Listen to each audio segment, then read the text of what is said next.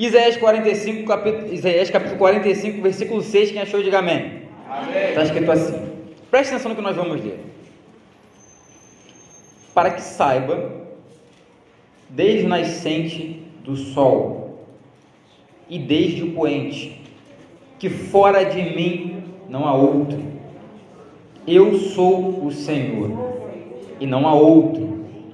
Eu formo a luz, eu crio as trevas, eu faço a paz, eu crio o mal. Eu, o Senhor, faço todas as coisas. Você pode sentar?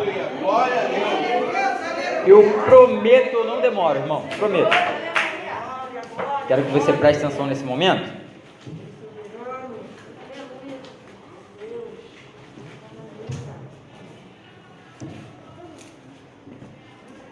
Qual é a forma, qual é a ideia? Qual é a forma ou a ideia que nós andamos tendo de Deus? Andamos tendo do nosso Deus.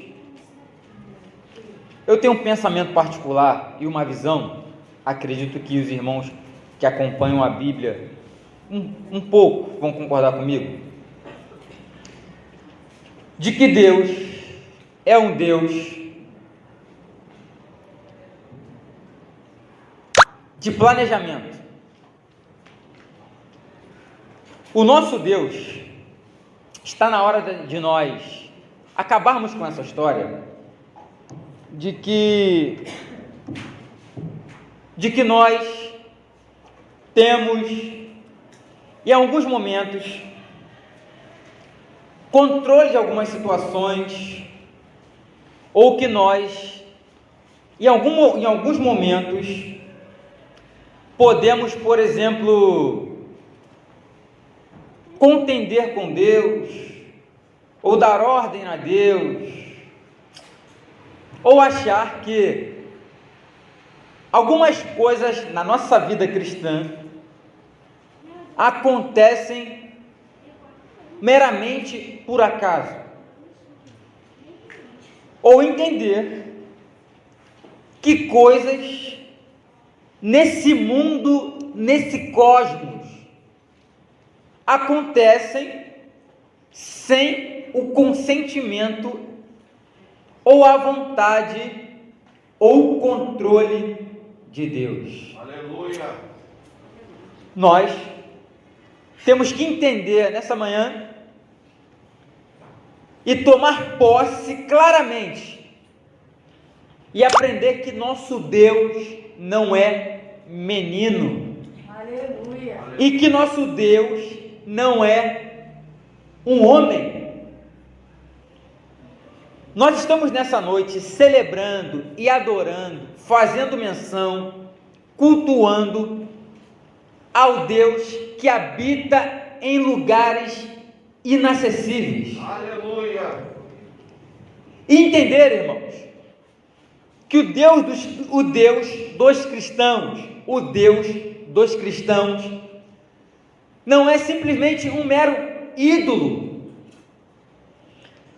O Deus dos cristãos não é um Deus que foi inventado por Sócrates, por Platão, por Albert Einstein, não.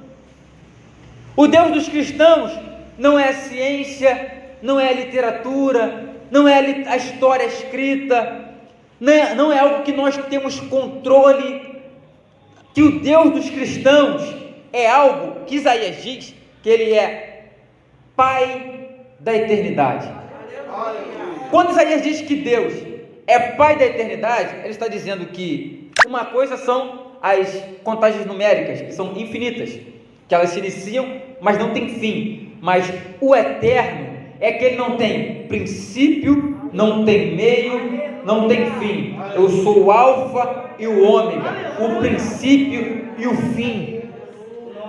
O que eu estou dizendo para nós nessa noite, que o que nós estamos vivendo hoje, o momento que nós estamos vivendo hoje, o tempo que nós estamos vivendo hoje, simplesmente na presença de Deus e na eternidade de Deus, já aconteceu. Porque diante de Deus não existe passado, nem meio, nem princípio nem fim. Pedro diz que para Deus um dia é como 1000 anos, e 1000 anos é como um dia. Então nós temos que encarar Deus e a sua obra como um plano muito bem orquestrado e trabalhado, e que está em curso para nós, mas que para Deus e a sua eternidade, a sua grandeza já está finalizado. Aleluia! Que o livro dos salvos já está fechado, e queira Deus que nosso nome esteja lá. Porque Jesus envia os discípulos para fazer as obras ali, as obras externas, e eles curam, libertam, enfim. E quando eles voltam se alegrando e felizes por, olha Senhor, nós curamos, e Jesus diz: pode parar. Vocês não têm que ficar felizes por isso, pelo que vocês fazem, mas têm que ficar felizes porque o vosso nome está escrito no livro da vida. Então o plano de Deus, o plano do nosso Deus, esse plano magnífico de Deus, dentro desse plano, dentro dessa proposta, eu quero dizer para você, não existem margem de erros. Aleluia! Estou dizendo que o plano de Deus na história, do nosso Deus, ele está todo momento dando certo. Aleluia! A obra de Deus está dando certo.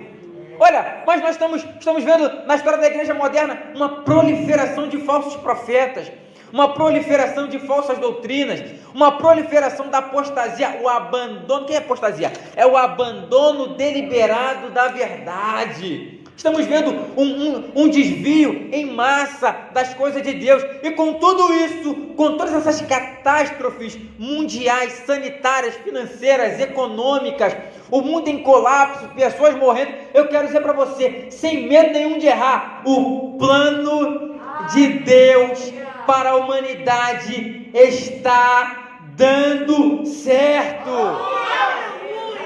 O que eu estou dizendo para você nesta noite é que às vezes parece, nos nossos discursos e na nossa vida, que nós achamos que Deus em algum momento será pego de surpresa. Eu quero dizer para você, Deus não é pego de surpresa. O nosso Deus, o Deus de alguns não sei, mas o nosso Deus não dorme, não tosqueneja, o vigia, o poderoso, em vão vigia o sentinela, em vão o sentinela guarda a casa, vigia, se o Deus de Israel não estiver com ele. Aleluia! Aleluia! Graças a Deus! Aleluia! Deus de Israel está aqui, aleluia! Ele está conosco, aleluia! Senhor é Deus. Espírito, nós é a tua graça, Senhor! Aleluia! E fez o Senhor Deus nascer uma aboboreira, ou seja, e preparou, pois, o Senhor um grande peixe para que tragasse as Jonas. Enviou Deus os ventos para agitarem a tempestade, e Jonas dizia, era como se as águas dos mares se enrolassem no meu pescoço. Do fundo do inferno, do fundo das águas, eu gritei ao Senhor. Ou seja, Deus controla toda a natureza. Aleluia! Irmãos, irmão, isso é difícil, mas a gente não pode ficar só com chantilly da teologia, só com chantilly da palavra de Deus, só com a parte doce de Deus, que Deus também tem a sua parte amarga, a sua parte dura, que é a sua ira, a sua vontade soberana, e Deus não mede esforços para trazer o homem para o centro da sua vontade.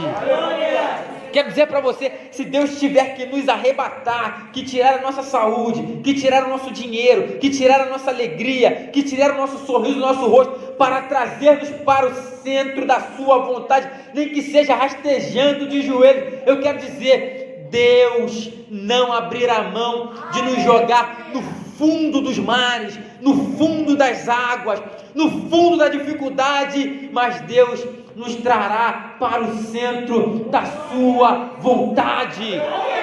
Quem foi que levou Daniel à cova dos leões? Quem foi Deus que levou, quem foi que levou o povo ao cativeiro? Quem foi que chamou a fome no Egito? Êxodo diz, porque o Senhor chamou a fome no Egito. Ei Lázaro, esta enfermidade, ela não é para a morte, mas é para a glória de Deus, para que o Filho de Deus seja glorificado por ela.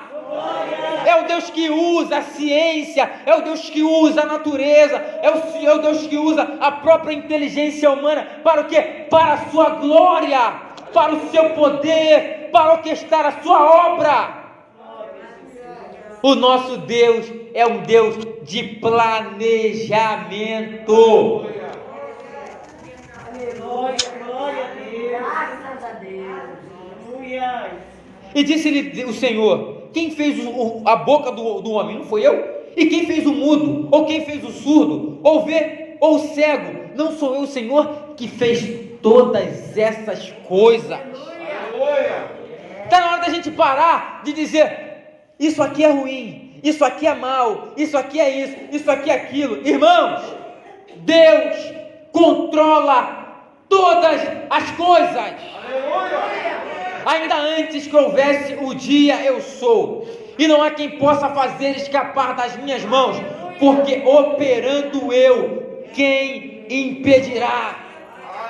Eu dou a vida, eu tiro a vida, eu faço descer a sepultura, eu faço tornar a subir dela, eu enriqueço, eu empobreço, eu abato, eu exalto, porque todas as coisas estão sob o controle da minha vontade.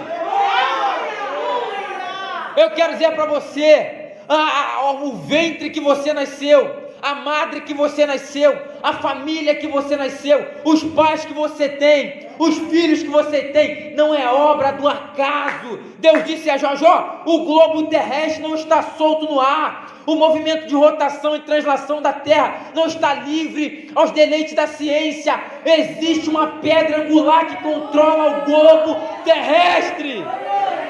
É Deus que abre a madre da mulher, é Deus que faz o óvulo fecundar, é Deus que faz as plantas nascer, é Deus que faz o sol se pôr, é Deus que faz a luz da lua, é Deus que faz a luz das estrelas. Isaías diz que eu chamo todas as estrelas perante a minha presença e todas elas comparecem diante da minha presença.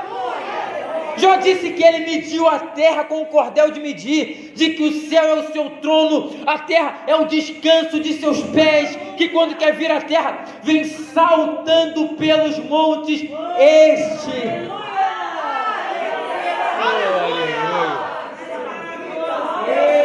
Este é o tamanho do nosso Deus.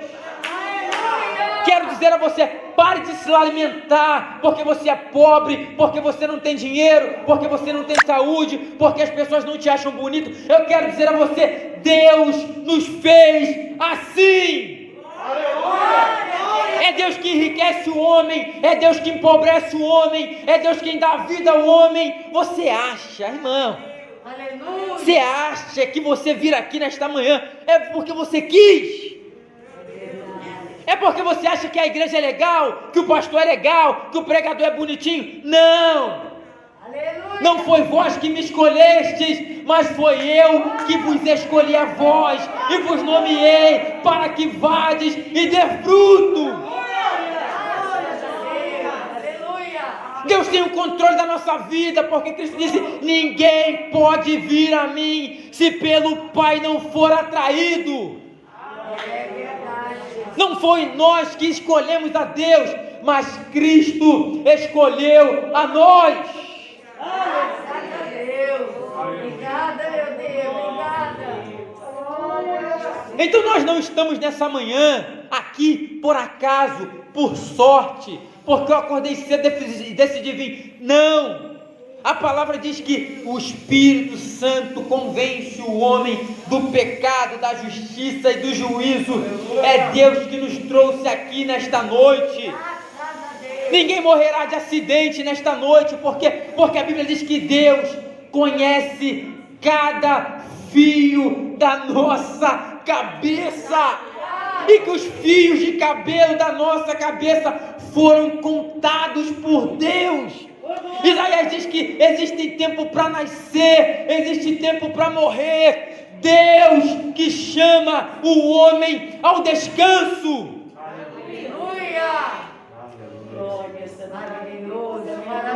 Glória a Deus. Dizer glória a Deus, dizer glória a Deus, dizer glória a Deus, não é sentir arrepio, não é sentir alguma coisa. Dizer glória, alguém para dizer glória a Deus é porque entendeu o quê? Olha essa palavra, glórias a Deus. É porque alguém entendeu que Deus é soberano. Dizer glória a Deus, Wilson, é nada mais nada menos que colocar a Deus no seu devido lugar. É dizer, tu está acima de todos e de todos, soberano, eterno. Deus é soberano. Ó profundidades da riqueza, tanto da sabedoria, tanto do conhecimento. Quem deu a Ele para que depois possa receber?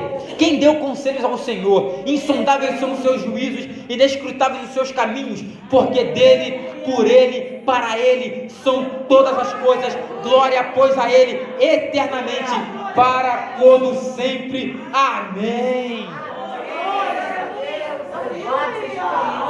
Então, é Deus que opera nas famílias, é Deus que salva uma família, é Deus que muda o pensamento de um filho rebelde, é dobrando o joelho, entregando a Deus.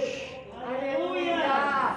Uma igreja cresce, uma igreja não cresce, o ministério não cresce porque nós fazemos as coisas, porque nós somos ativos, porque trabalhamos muito, porque Paulo diz, eu plantei, Apolo pregou, mas quem fez crescer foi o Espírito Santo de Deus.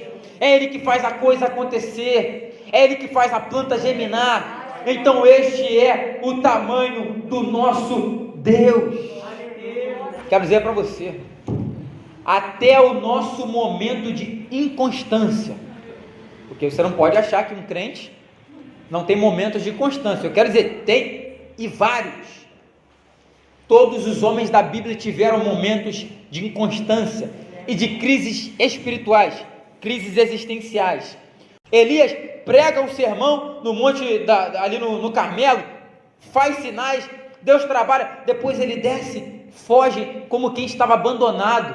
Ou seja, Deus usa, mas se enfiou um momento de solidão e diz, eu não quero mais, se senta, e Deus envia um anjo e acorda e diz, ó, come e bebe e anda, porque longa é a tua caminhada. Momento de inconstância, momento de dificuldade, de crise religiosa, de crise com a liderança, de achar que ninguém te apoia, de achar que ninguém é com você, de achar que ninguém gosta de você, ninguém gosta da sua mensagem, ninguém gosta do seu trabalho, você está sozinho, todo mundo te critica. Esses momentos nós teremos. Eu quero dizer, até nesses momentos Deus está trabalhando. Aleluia! Até nos nossos momentos de inconstância, eu quero dizer, até os nossos momentos de dificuldade é plano de Deus para a nossa vida, para a nossa construção do nosso caráter ministerial. E Deus disse para Paulo, por que está assim? Está passando dificuldade? Tá, mas eu quero dizer para você que a minha graça te basta. Aleluia. E meu poder se aperfeiçoa na tua fraqueza. Aleluia! Então temos que parar de achar que a obra de Deus, ela gira em torno de alguém. Claro, ela gira em torno de alguém. De quem? Da pessoa de Jesus Cristo. Aleluia! O Evangelho não é sobre o homem no púlpito, o Evangelho é sobre o homem na cruz. Todas as coisas precisam convergir em quem? Em Cristo Jesus. Deus é um Deus de planejamento. E Cristo diz, vinde benditos de meu Pai, possuí por herança o reino que está preparado para vós desde a fundação do mundo. Ou seja, tudo é plano e controle de Deus. Você pode ficar de pé? Pode. Eu vou parar agora. Pode ficar de pé? Glória a Deus, aleluia. Aleluia. Glória a Deus. Aleluia. Glória a Deus. Aleluia. Deus maravilhoso. Aleluia. Bendito seja o nome do Senhor. Glória, glória. Eu acho que o texto para mim são vários, mas o que mais resume o cuidado de Deus conosco e o trabalho de Deus no nosso caráter, na nossa vida cristã, é Filipenses 1,6, que diz: aquele que começou a boa obra aperfeiçoará, finalizará até o dia de Cristo Jesus. Aleluia. Pergunta nesta noite, claro, não responda. Você tem certeza da sua salvação? Irmãos, sinceramente, quero dizer para você, para um cristão que conhece a palavra de Deus, porque ninguém pode adorar quem não conhece, para um cristão que conhece, minimamente, não estou falando de forma erudita, que conhece minimamente os atributos de Cristo, para que ele veio, por que ele veio, como ele age, como ele trabalha, quem ele chama, quem ele escolheu. Você não pode dizer que não tem certeza da sua salvação. Por que eu vou dizer para você? Porque a salvação não é uma obra nossa. Aleluia. A salvação é uma obra de Deus. Aleluia. Paulo diz que Cristo e Deus estavam consigo reconciliando o mundo. E Paulo continua dizendo: os anjos desejaram pregar a mensagem do Evangelho, mas Deus confiou a nós a mensagem da reconciliação. Porque eu quero dizer que você é um salvo em Cristo Jesus nessa noite. Quero dizer que você vai ser arrebatado na vida de Cristo. Eu quero dizer para você, porque os discípulos, toda vez que nós abrimos a palavra de Deus, os evangelhos principalmente, toda vez que nós abrimos a palavra de Deus, nós vamos perceber que nós estamos em falta com Deus. Todas as vezes. Não tem uma vez que você abre a Bíblia e fala: não, dessa vez eu acertei, dessa vez eu estou certo. Não tem como. E os discípulos, espantados com essas verdades de Cristo, eles disseram: pô, Senhor, aí não dá. Desse jeito, que o Senhor fala, não dá. Se é assim, quem será salvo? Ou seja, eles perceberam que não existia capacidade neles para se salvar.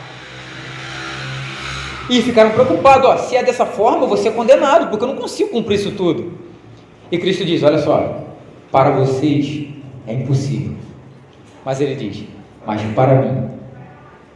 para mim, nada é impossível. Eu quero dizer que a salvação em Cristo Jesus, a salvação genuína, ela é para quem? Ela é para o pecador, irmão.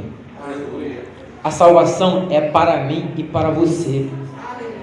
A salvação é para o pecador, é para aquele que falha, é para aquele que brigou com a esposa hoje, é para aquele que de repente hoje vai falar um palavrão, é para aquele que hoje vai se irar no trânsito. A salvação é para essa pessoa. Cristo veio para os doentes, porque os sãos não precisam de remédio. A salvação é uma obra que não é realizada em nós, até porque a salvação não é pela obra para que não nos gloriamos dela. A salvação é inteiramente pela graça de Deus. Como explicar isso? Eu não sei. Eu sei que pela graça de Deus sois salvos. E isso não vem de vós, é dom de Deus. Deus disse: Jeremias, antes que tu estivesse no ventre, eu te gerei, te formei, te santifiquei. Irmãos, não pense que a santidade vem de nós. A santidade que vem de nós é aquela santidade confeccionada por nós mesmos. É aquela santidade que nós criamos com nossas culturas, com nossos preceitos, com a nossa história. Nós criamos nossa própria santidade externa. Nosso modo de vestir, modo de falar, agendas semanais de vir ao culto, modo de se portar. Essas santidades são culturais nossas. Mas a santidade é a que vem de Deus, que Cristo nos santifica. A fé vem dele, a santidade vem dele, a vida vem dele, a salvação vem dele. Nós não temos mérito em nada, mas porém Cristo diz que eu vos chamei. Deixa eu ler aqui para ficar mais claro. E olha só, parte de nós ou de Deus? E dar-vos-ei um coração novo. Quem vai dar o coração novo? Ele. E porei dentre vós um espírito novo. Quem porá o espírito? Ele. E tirei da vossa carne o coração de pedra. Quem arranca o coração de pedra? Ele. E vos darei um coração de carne. Quem dá o coração de carne? Ele. E porei dentre vós o meu espírito. Quem coloca o espírito? Ele. E farei. Quem fará? Ele. E farei que andeis nos meus estatutos. E guardarei os meus juízos e observarei a minha palavra. Então, o que estar aqui hoje pregando não é de mim. Estar hoje aqui pregando com vocês não é sorte. Alguém ter orado por mim 10 anos atrás, 15 anos atrás, quando eu estava perdido, não foi por causa de mim ou por causa da pessoa que orou. Foi quem? Foi Deus. Então Deus orquestra esta obra linda na nossa vida. Se hoje você chegar em casa e dobrar o seu joelho e orar profundamente como nunca orou, eu quero dizer a você, foi o Espírito Santo de Deus que te levou aos joelhos dobrados. Às vezes Deus usa as dificuldades da vida a quê? A fazer nos dobrar nossos joelhos de forma forçosa.